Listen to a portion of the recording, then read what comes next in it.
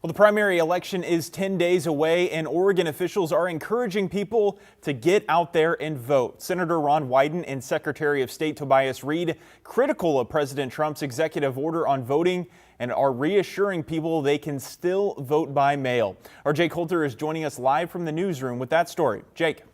Yeah, John, we stopped by the Selwood Moreland Library today where Senator Wyden was dropping off his ballot and spoke to us about election integrity. This is what democracy is all about. Another vote cast ahead of Oregon primary election day, this time Senator Ron Wyden's. This is safe. We have a backup in terms of the signatures, and people find it convenient.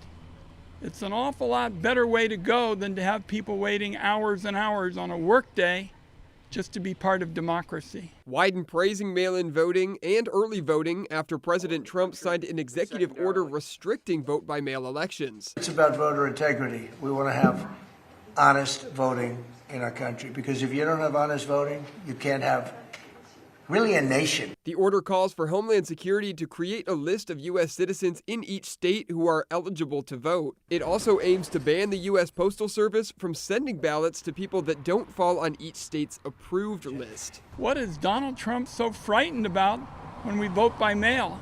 After all, he does it when it's convenient for him. Trump recently voted by mail in the Florida special election in March. This is just about politics.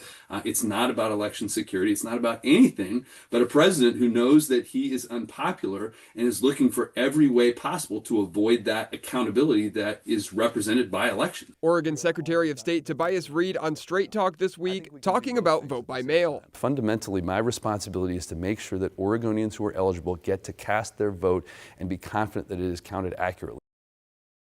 And as a reminder, the primary election is May 19th. John? Yeah, Jake, coming up right around the corner. Thanks so much for that report.